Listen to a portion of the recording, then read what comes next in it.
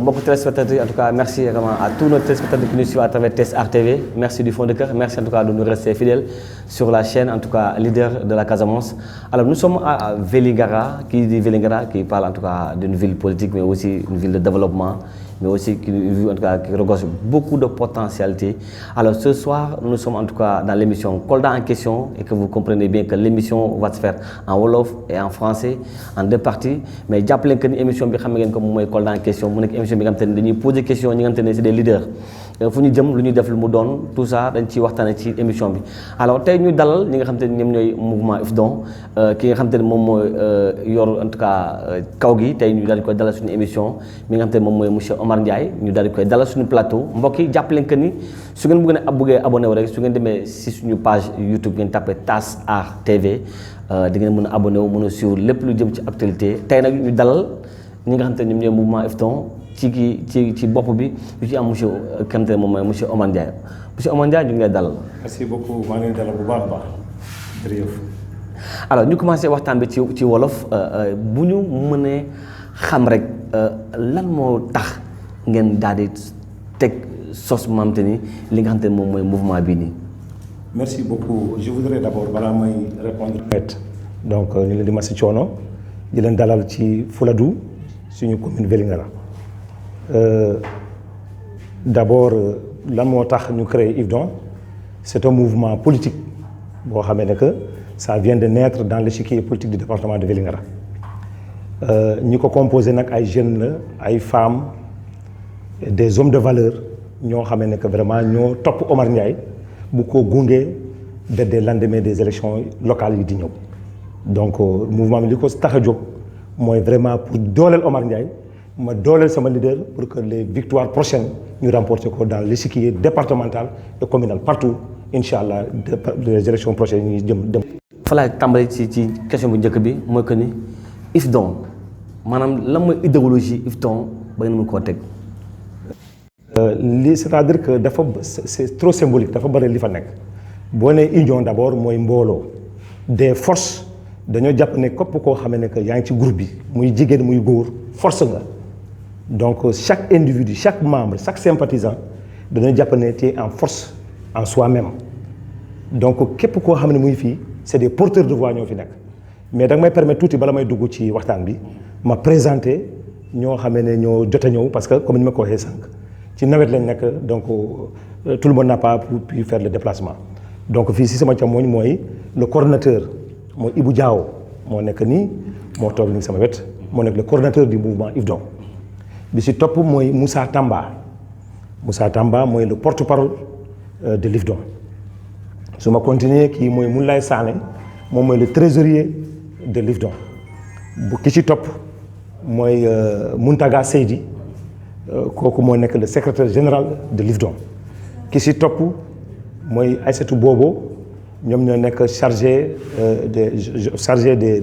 des femmes ci mouvement des femmes la bokk ki si topp mooy Samoura c'est un jeune dynamique ñoom ñoo nekk vraiment moom moo yor tout ce qui est élection ñoom ma fa nekk commission élection lañ nekk boo continuer fale mooy Hela Mballo moomu ci commune Saare Koli Salé la bokk ñoom ñoo nekk secrétaire chargé des relations extérieures ki ci topp mooy Souleymane Diallo ñu koy ne Jules Château kooku moo nekk chargé des élections secrétaire chargé des élections ki ci topp mooy Seck Ali Seck ñoom ñi c'est la commission des jeunes lañ bokk ki ci topp mooy Moussa Bari moom il est dans la commission de communication l'autre c'est Alfred Massali c'est un membre ki ci topp c'est Amar Diallo c'est un membre aussi ki ci topp mooy Lama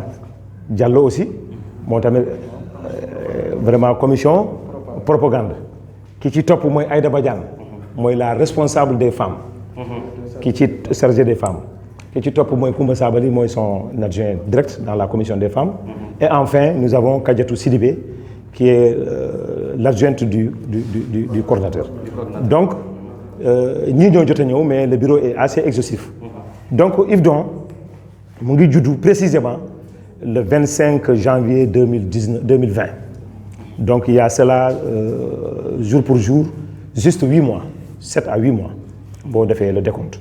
Mais mouvement boo xam ne judd na mu dox taxaw di continuer n'est-ce pas son petit bonhomme de chemin comme ni ñu koy waxee parce que mouvement boo xam ne dafa judd rek te ñëpp dégg ko aujourd'hui mënoo parce que bi ngeen di ñëw fii boo nee siège IFDON ñëpp xam nañ ko léegi.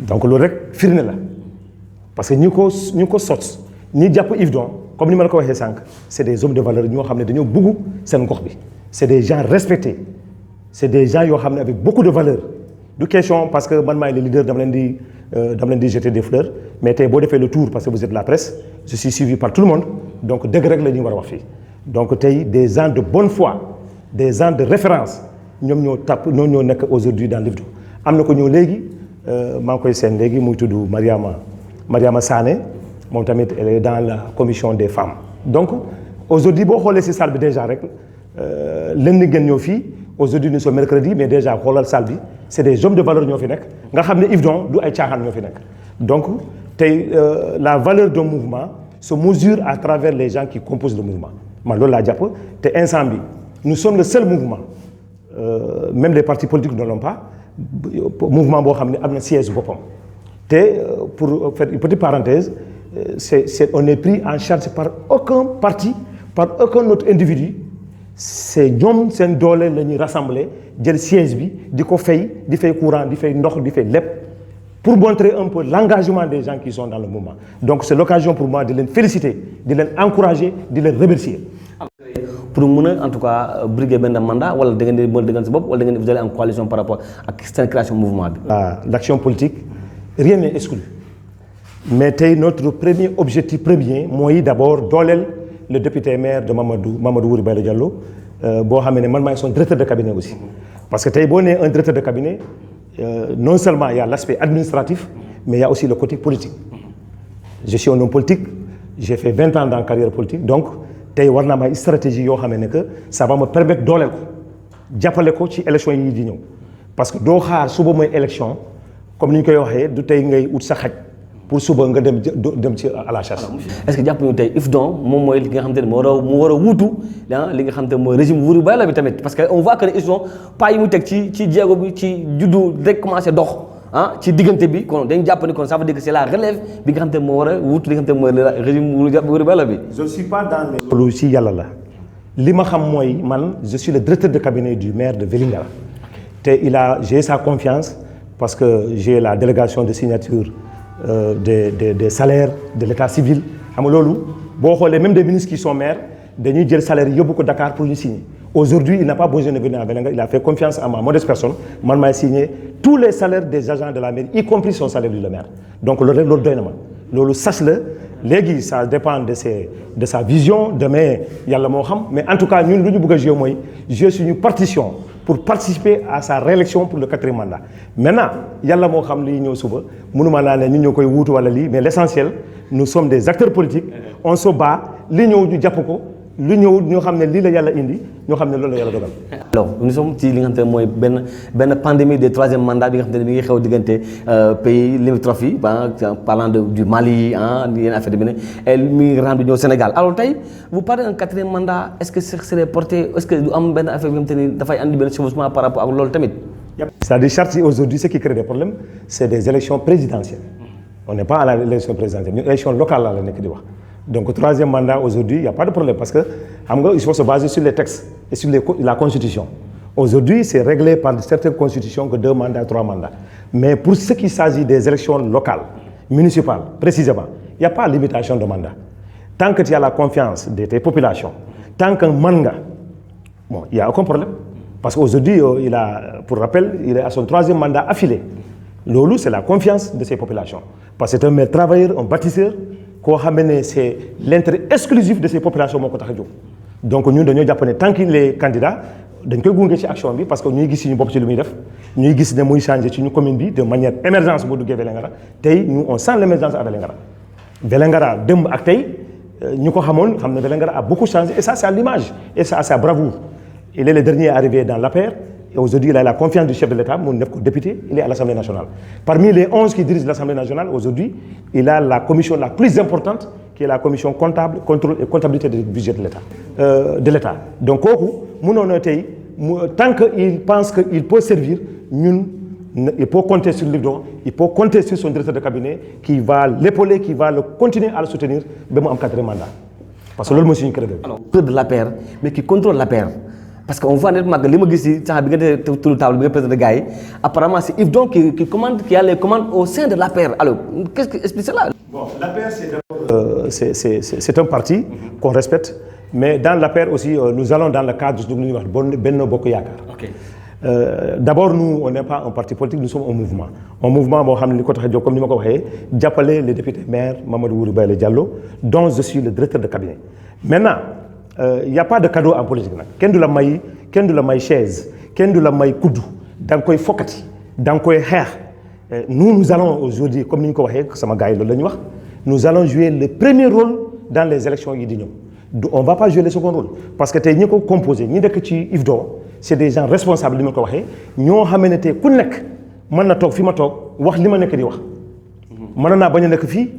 d'ailleurs, quand on veut entamer, on a porte-parole pour te dire qu'aujourd'hui, nous sommes une famille. On a créé un groupe WhatsApp, au même moment, les gens sont informés, au même moment, les gens s'unissent pour régler cette situation. Le senti yalla de grem vraiment c'est ma meilleure personne parce que groupe voilà. Mais ça ne veut pas dire que bon voilà, c'est toi qui es la tête penchante wala yep idée ça vient de toi. Lepp li ma def, lepp li ma nek di wax ñom ñoma koy dolel, ñomay xelal, ma ngi leen di déglu, ñomay ne jaaral fi ma jaar fa bayyi li ñu bayyi. Mais pour revenir sur ta question, aujourd'hui nous allons, on a dit que Inch'Allah, parce qu'on est au cœur de la commune de Vélingara, c'est une CSB, nous voulons, en tout cas notre objectif, c'est d'être le fer de lance des élections locales de Dignon. Tout va se passer ici, Inch'Allah. Lolo moy suñu bëgg-bëgg, lolo lañu bëgg taxaw ci lolo lañu nek di jëm. Et déjà, nous commençons à créer des problèmes à l'opposition parce que déjà, voilà, ils sont devenus un mouvement comme nous l'avons dit, mais ça commence à déranger l'échiquier politique. Maintenant, je profite que les commencements là, Inch'Allah, quand les choses sérieuses vont arriver, ils vont sentir carrément les dons. On ne sent pas de l'opposition. Alors, l'opposition existe entre vous-mêmes. Vous avez en tout cas gagné les élections ensemble. À mi-parcours, vous vous déchirez. Qu'est-ce qui ne va pas? Permet de faire un peu de genèse. C'est vrai, il n'y a pas d'opposition, tu as raison, parce que normalement, il y a une opposition. Et puis nous avons une opposition. Peut-être que c'est un lapsus de langage. Il y a quelqu'un qui fait du théâtre, du cinéma pour nous. Cinéma, là, parce que il y a des gens, aujourd'hui, quand tu es un responsable, nous, parce que nous, on est au moment du travail. Le maire, aujourd'hui, tu fais le tour, nous sommes lotissement, nous sommes bourse familiale, nous sommes lampadaires, nous sommes une action, même if on ne perd pas notre temps ici, les gens sont en train de travailler. Les gens sont dans d'autres actions, nous sommes la règle, nous se rassemblent. Si nous parlons de nous affaire. Donc, nous savons tout du texte du tag. Maintenant, il y a soi-disant des gens qui disent qu'ils vont démettre le maire, mais je peux tout de suite dire que c'est un rêve. Nous savons rêver. Te rêve kuy nelaw moy rêve donc ñu dañu jappalé ñu ngi nelaw parce que rêve mom kuy nelaw moy rêve mom ku tok da ngay gis yaakar na ñom ubbiw ñu suñu bëtt parce que ils ont affaire à des populations yo xamné ils ont un pacte de confiance bu leen lié avec le député maire bu ñu lié ak population lool motax ñu continuer nos actions té tay ñun parce que boy gérer les deniers publics comme ñu ko waxé nous avons dénoncé un peu parce que amna ñu mané bu ma dugg ci lolu mais dañ may toute parenthèse mo wax ko touti quoi. Parce que des fois, quand on nous interroge, la peau politique revient. Le manteau politique vient de mon côté, mais on nous pousse des fois à dire des choses. Nous avons dénoncé une gestion du président du conseil départemental sur une gestion de 122 millions d'euros. Il n'arrive pas à nous répondre. Toi, tu gères déjà le président, tu es président du conseil départemental. Des fois, tu n'as même pas un siège. Tu n'as même pas créé un emploi. Mais tu peux dire que tu vas à la mairie. Tu as affaire à qui? Mais tu es en train de rêver. Parce que quelqu'un sur le plan bilan, il n'ose pas nous affronter par rapport à ce que nous avons fait. Parce qu'il a dégagé des sommes pour créer un siège à côté du Livdon. J'ai envoyé un huissier pour faire le même brique pour commencer pour la construction de ce hangar. Il a sorti 40 millions boo xamee ne dafa jënd ay matériel agricole. On dit oui, bravo, mais quelle est la liste de ces gens, des bénéficiaires? BTI ne peut pas arriver à nous donner ça. Moo tax BTI ñun ñu am ay xel bu ñaaw ci par rapport à 122 millions. Génne na 28 millions et quelques pour l'achat de 2016-2017 à 2018 que jënd na ay matériel agricole. Non, pardon, mobilier de bureau. Ma yónnee huissier ci bureau yi mu dem constater les bureaux yi mu fekk foofu ça ne fait même pas 3 millions. Donc ñu ne léegi il faut que ñun en tant que conseil départemental ñu informer les populations pour avoir l'esprit tranquille parce que bu ñu la responsabiliser bu ñu la tegee ci kanam tu dois war nga liggéey pour sa askan. C'est pas du bavardage wala ngay indi fii ay musiciens ñiy wëy parti non ñun c'est pas on faluñu la pour ngay indi fii ay musiciens pour ngay faux wala ngay yàq ay affaires yoo xam ne ay sëy ñun c'est pas ça qui nous intéresse dañ la teg pour nga liggéey et puis. C'est nous qui l'avons donné le conseil départemental sur un plateau vraiment bu naa ne un plateau d'or. loolu moo xaw a jaaxal quoi.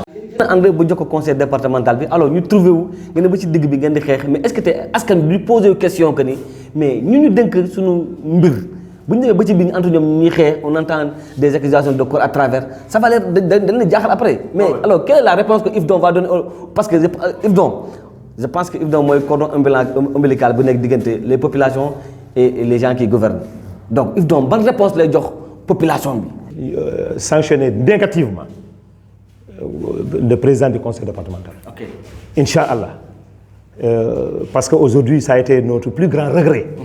On a regretté bu fekkee ne moo tax moo tax quand il m'a posé am na yoo ma posé man ne yàlla moo xam suñu xamoon nii la doon demee duñ ko doon jox président du conseil départemental su démb na kon tey duñ ko doon def. Voilà, mais bref, loolu moom peut-être ndogal yàlla la. C'est-à-dire que c'est nous qui avons gagné comme ni nga ko waxee et la mairie et le conseil départemental. Okay. Parce que man maa nekkoon le plénipotentiaire des élections maa nekkoon tribunal le maire man la yónnee foofu pour siéger les résultats parce qu'il y a des magistrats qui viennent, n'est-ce pas, comme vous le savez, pour résultats yi génn officiellement. Donc j'ai été la première personne bi xam que on a gagné la mairie et le conseil départemental. Les bi ñu gagné comme il n'y a pas de cumul de fonctions. Le maire ne pouvait pas être président du conseil départemental et en même temps être maire. Il fallait choisir benn institution.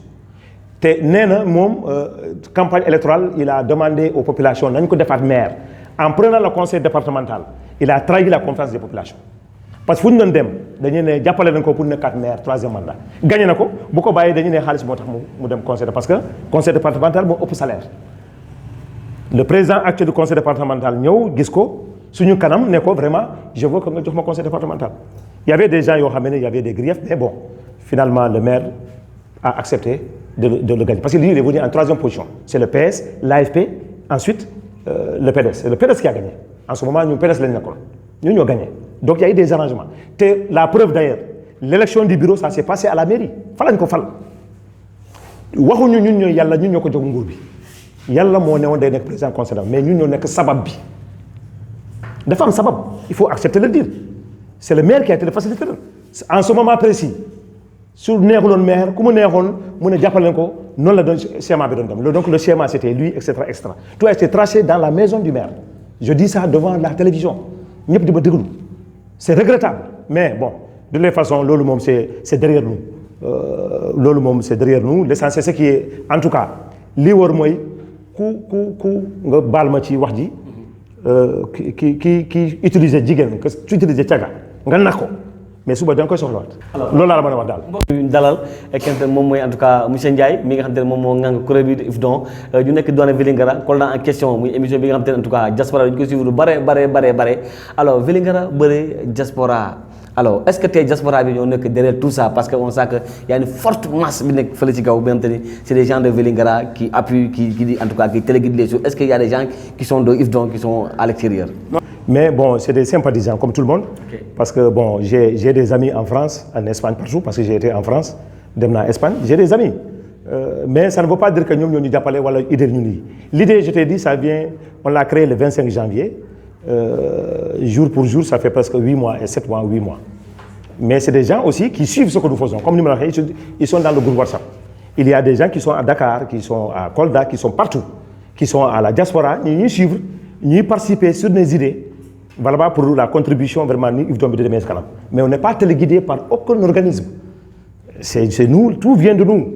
Nous ñooy xalaat di joxe fu ñu war a jaar di leen war a def mooy ñii ñu toog ñii tout vient de ces gens là lépp lu ndam bu ñu am ci Yves-Don ñii ñoo tax ñu am ndam bi parce que xeebante wu ñu respect mutuel moo ci nekk di daw la compréhension la famille te l'union fait la force te tey ñun dañoo sant yàlla on vient de naître mais benn mouvement mënul taxaw ci kanam Yves-Don loolu moom je pèse bien moom loolu yàlla la mbir yàlla la aussi parce que y a la main de Dieu dans cette affaire là aussi parce que aussi bon c'est des gens je considère que c'est des gens bénis qui sont autour de moi donc loo jóg yàlla jàppale la day dem.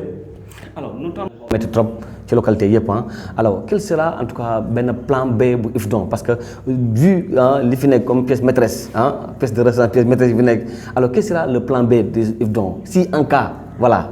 En cas quoi? C'est-à-dire je veux que la question soit claire. Si en cas les gens décident de barrer la route à monsieur le maire. Nous avons un plan B. Okay. Le seul plan que nous avons, c'est de le remettre sur sa chaise. Point trait. Ok. Il n'y a pas eu qui soit d'accusation de détournement je ne sais pas, de 200 millions que j'ai entendu parler. De l'enfantillage. Parce qu'un voleur qui crie on vole, sàcc koo xam ne vraiment je ne peux pas qualifier ça. Il faut être clean d'abord. Il faut nga nekk nit normal pour mën a dénoncer. Man maa ngi sol loo xam ne baaxul mën naa ne vraiment que jaari vraiment lu mu sol baaxul. Il faut être blanc pour dire que quelqu'un est blanc. yow mënoo nekk un homme noir ba pare yow d'abord tu as des choses que li nga war a sa askan xamul fu mu jaar mais leeralal loolu d'abord. Les 200 millions, c'est la fantaisie parce que man maa def point de presse bi. C'est moi qui ai dénoncé les 122 millions. Ça a été repris par toutes les... On est dans un monde de l'audiovisuel, de la technologie. Aujourd'hui, ça a été repris partout. Dafa am fi ngay tapé 122 millions rek. On parle de Vélingara, le conseil départemental. Maintenant, il faut créer aussi de la fantaisie sur le maire. Mais dañuy caaxaan parce que le maire aujourd'hui, le seul critère boo xam ne tey mun na wane ne est-ce qu'il travaille ou pas. Je te dis parce que comme ni ma ko waxee sànq du taaram du alal du parce que moo ëpp nit ñi 3 mandats consécutifs loolu je vous repose la question lan moo koy joxe. C'est parce que tout simplement la réponse est facile et simple c'est parce que tu es au service de tes populations. Parce que ñan kan nga gën c'est pas un examen xam nga bu fekkee ne examen nga doon def ñu ne gagné nga wala jury bi délibéré na gagné nga wala erreur wala ça c'est une élection ku nekk mooy dugg ci bureau de vote wooteel la pourquoi il a gagné premier mandat deuxième mandat troisième mandat. Et 4e inchallah bii ñëw nii maintenant yow nga taxaw fale nga ne kooku dama koy génne mais tu rêves. mooy que ni à l'heure du bilan maanaam bu ngeen def le compte administratif loolu ngeen di wax population yi parce que tey dafa toll fi nga xamante ni vous devez rendre compte parce que vous avez conduit vous devez gouverner pendant 5 ans ak ñu dem ba ci dernière année bi ñu prolongé mandat gars yi on sent que y a déchirure on parle de 22 millions par-ci par-là on parle de 122 millions on parle de 200 millions alors askan bi voté d'abord le citoyen qui lambda bi voté alors quelle serait la réponse bi nga xam ne exact dina nag saa waay compte administratif baa ngi nii lii ak li ñu def lii ak lii moo des affaire demee noonu pour ñu mën a reconduire président conseil départemental wala le maire par rapport à ça. J'ai commencé ce matin tey sa suba commencé na benn séminaire sur le budget participatif boo xam ne man mairie bi de Vélingara la commune de Vélingara man leen jël ak doyen Ousmane Baldé que je salue au passage. C'est un séminaire boo xam ne c'est à distance c'est un séminaire boo xam ne c'est par vidéoconférence lañ nekk def. Il y a 10 communes aujourd'hui qui est en phase test dont Vélingara ak Médina Yoro Foulah je pense Kaffrine quelque chose comme ça. Et tey la plus-value bu naa ne ñun commune ñoo ko indi xam nga le meilleur bilan c'est quoi c'est pas le compte parce que le compte administratif c'est un document ay bind la le meilleur bilan c'est les réalisations c'est ça le meilleur bilan. Donc vous parlez de réalisation. Non attends je reviens c'est-à-dire qu'aujourd'hui quand j'ai pris la parole d'ailleurs les gens sont revenus sur le compte administratif xam nga le compte administratif c'est le miroir des réalisations faites les dépenses effectuées loolu mooy compte administratif. Maintenant mën nga dépenser loo xam ne baaxul. Parce que même ceux qui font de la malversation pour produire un compte administratif, c'est absolument rien. D'ailleurs, je me suis basé sur les comptes administratifs pour dénoncer la gestion du conseil départemental. Xam nga lan mooy réalisation le budget participatif nga ñëw dans un quartier nga ne damay def poste de santé damay def hôpital damay def marché en quelques mois li nga waxoon ci population bi ñu gis dans le quartier poste santé bi débarré nañ ko wala pare na ñu ngi ci phase inauguration est-ce que population bi dina mel du mel. Aujourd'hui je vous introduis à Vélingara tous les marchés de proximité sont terminés Inch'Allah, bientôt, on va réceptionner le marché de Vélingara Fulbe. Il y a le marché de Tiankam, Bobo Parena. Ben réceptionné. Le marché de Marebe Parena. Comprenez l'explication. Le réseau électrique sera bientôt, les lampadaires sont à la mairie, on va faire l'extension du courant. Le logement aujourd'hui, Vélingara répond même les critères de devenir une région. C'est ça le bilan. C'est ça le budget participatif. Parce que la population n'est pas c'est ça la meilleure sanction positive. Vraiment, bon, mais tel maire ou tel président, on a vu situation où on voit en tout cas. Alors, qu'est-ce que la mairie a prévu par rapport à en tout cas, c'est déjà par rapport à alors, qu'est-ce que la mairie a prévu par rapport à ça? Nous, le maire Yabal, avec Doyen Ousmane, on a été accompagné de la gendarmerie, sapeurie, on a fait le tour parce que vous étiez présent. Demnen Medina Yoro Fula qui n'est pas notre commune, mais comme il s'agit de département, Demnen Foufou, on est revenu sur le quartier Tiankan 1, Tiankan 2, on était ensemble, Gisgenko, il Yakou, nous sommes au centre, nous sommes des familles qui aujourd'hui sont dans un état de délabrement total. Maintenant, nous, séance tenante, on a donné des moyens logistiques d'abord, et ensuite un appui en carburant au service d'hygiène pour désinfecter les écoles. Parce que première mesure, parce que la population n'est pas là où habiter. Donc première chose, retirer les ménages dans les maisons qui sont tombées, faire les écoles provisoirement. Ensuite, faire le recensement, les délégués de quartier sont en train de faire, je dis ça sous le contrôle d'un fils du délégué de quartier Château d'Eau, Muntaga Sedi. Ils sont en train de le travailler pour remonter à notre niveau. Ensuite, le maire incessamment, rapidement, va prendre des mesures pour appuyer en attendant ces familles qui sont relogées dans les écoles. Maintenant, il y a un autre plan qu'on appelle le plan ORSEC. Ça, c'est au niveau central, l'État vient en rescousse aussi pour appuyer ces familles vraiment qui sont victimes de ces dégâts-là. Alors, qu'est-ce qui m'a attardé la pose des lampadaires jusqu'à présent? Parce qu'on voit que dans d'autres localités, nous avons jusqu'à présent. Mais est-ce que vous êtes à la veille des élections pour poser les lampes, pour en tout cas conduire votre campagne? Non, c'est vrai que tout sur le réseau électrique, le réseau central. Il y a 2 ou 3 jours semaine passée, il y avait des coupures très longues. Nous avons fait le réseau. Parce que au niveau du centre, c'est-à-dire l'ancien branchement, on va dans la phase, comme nous avons les techniciens, ils sont là. Il y a un membre de l'IFDOM, il travaille dans la Sénélec, c'est un métier. Ils vont moderniser le réseau électrique depuis les années 60. Mais les quartiers périphériques, nous avons fait le lotissement. Nous avons fait les quartiers. Parce que faut bétay ci bir all bi sax réseau bi yegg na fofu des quartiers comme Marewe des quartiers comme Afia Burkina ci kaw yépp courant bi excellent fofu maintenant il reste dans le centre c'est paradoxal mais bobu on a trouvé cette énergie bo xamné fekk nañ ko fi donc on va essayer de changer le branchement même central bi qui est aujourd'hui au cœur des populations bruit bi day sonal population bi ils vont délocaliser là-bas ils vont centrer donc après mode de changer lampadaire pour revenir sur ta question c'est pas à notre niveau c'est un appel d'offres le gars qui a gagné le marché ça dépend de son calendrier d'exécution nous se battre indico on l'a amené ça là maintenant on va activer nos leviers comme le maire aujourd'hui il est député à l'Assemblée nationale mais son calendrier ne dépend pas té bo xolé marché central bi normalement au mois de septembre lañ waxone dañuy réceptionner mais les travaux continuent c'est pas nous.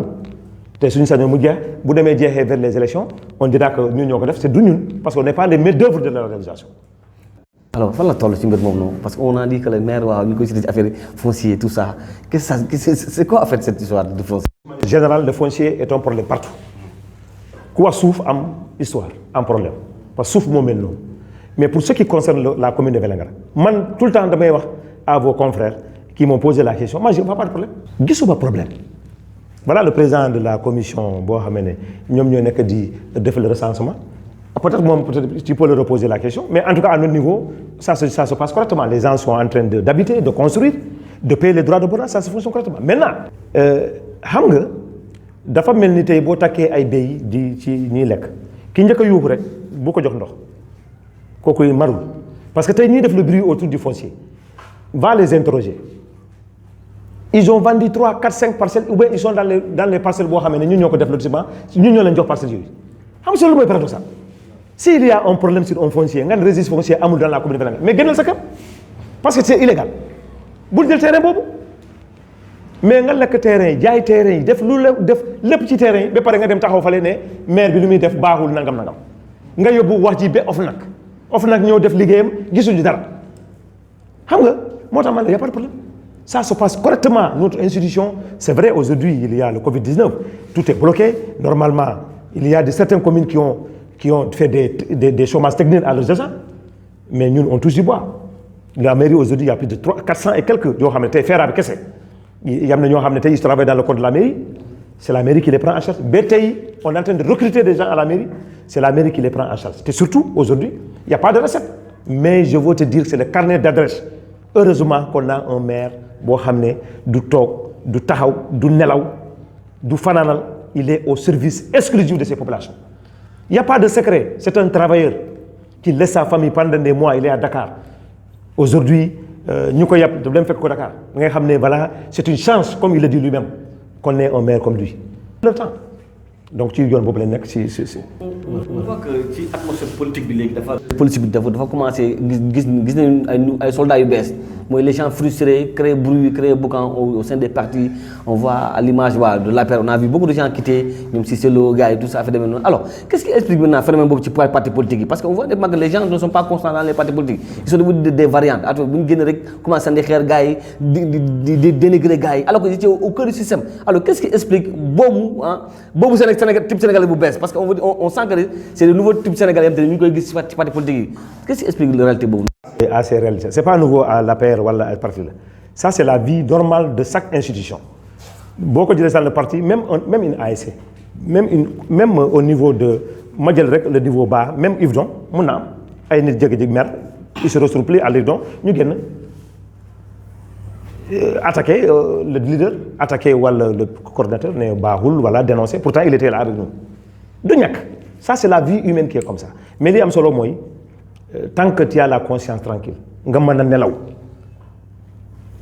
nga xam ne vraiment yow tooñoo ko kooku bu demee nous ça nous laisse de marbre soo jëlee les partis politiques c'est des gens aujourd'hui mënoo ne c'est A demain tu dis B normalement mu ne weex na suba nga ne noir na man tey pourquoi ces gens aussi je suis un modèle de constance depuis 20 ans j'ai suivi Djibo Ka ba mu gaañu malgré les vicissitudes de la vie politique je suis resté avec lui c'est pas parce que gisuma lu métti parce que gisuma loo xam ne que métti na gis naa lu ma métti mais nit day muñ yàlla moo bindee noonu du parce que même ànd day métti même sa soxna sa jabar à la maison léeg-léeg mu am ay problème des amis dañuy am ay problème mais parce que métti rek ne baaxul non il faut savoir tolérer pardonner et oublier parce que du ñu on n'est pas Dieu ku nekk fii a des erreurs a des qualités comme des défauts donc je prends l'occasion pour ces gens-là qui le font vraiment ils n'ont qu'à revenir à leur meilleur sentiment parce que c'est pas normal parce que ça c'est ridicule finalement en tout cas ñun de yàlla nañu yàlla musal ci loolu. C'est des choses et on oublie on continue. Alors nous sommes en tout cas au thème de l'émission on aimerait bien en tout cas faire l'émission en français wolof mais tellement ni mu neexee argumenté ci wolof yi on n'a pas pu en tout cas dugg ci version française bi alors tey nga nekk en tout cas leader au niveau de Yvedon monsieur Ndiaye alors tey conduite bi tey qu'est-ce qu'on fa la ñu xaaree Yvedon suba ginnaaw suba dans les jours à venir lan nga bëgg a teg comme jéego par rapport ak mooy la faisabilité. C'est le bureau ils sont en train de réfléchir.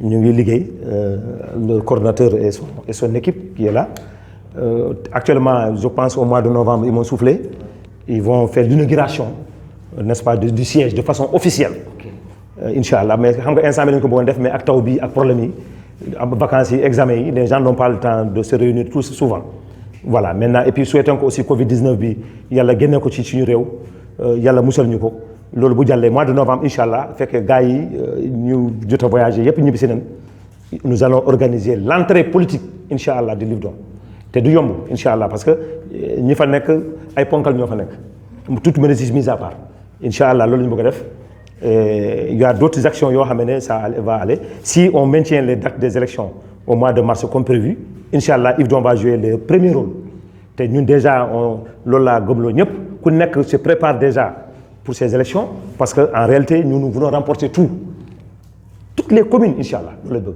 te ils sont dans le cadre de la massification waaw on est en train de monter des cellules partout nous allons rentrer partout dans le département pour installer des cellules de Yvedon pour contrôler en réalité ces élections yi war a ñëw loolu mooy suñu ambition bu yàlla bu ñu jàppale te ñu ñaan yàlla jàppale ñu may ñu gudd fan wér gi yaram kattan ak vision ba ñu yegg si moment boobu.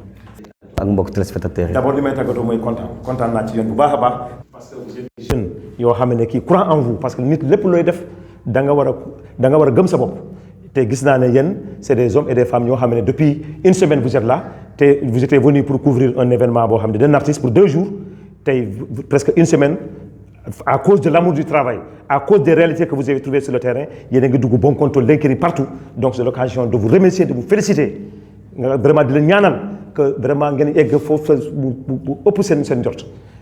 plaisir content dëgg ñëw ci IFDON gannaaw bu ñu waxtaanee ak monsieur Ndiaye ci fan yi passé ñu wax partager en tout cas moment bi ñu defee tournée bi pour xool mbënd bi nu mu demee à Vélingara il était présent mais on a beaucoup échangé en tout cas sur sa modestie loolu moo waral ñu seet ci ko ak li nga xam te moom mooy mouvement bi waxtaan ak moom sumb ci waxtaan bi yaatu jàpp leen que ni mën ngeen en tout cas seetaan émission bi si TAS Art TV su ngeen demee ci YouTube bi su ngeen tapé TAS Art Kolda mën ngeen en tout cas seetaan émission bi mais jàpp leen que ce sera en version replay ko soxlaa de bu ngeen envoyé lien bi kenn ku ci ne mën koo seetaan kon nag ngeen jaajëfal kenn ku ci ne di remercier waa IFDON ci accueil chaleureux bu ñu am ci ñoom mais tamit ci sympathie bi ak modestie bi di jaar di wax parce que jërë ngeen jëf merci beaucoup